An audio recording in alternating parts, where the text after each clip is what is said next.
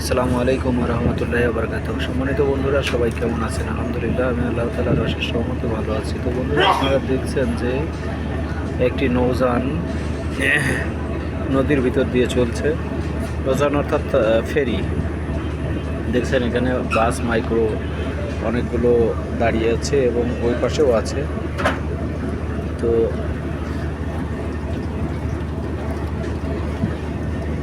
এখানে অনেকে অনেক রঙেও আছে। আপনারা দেখছেন যে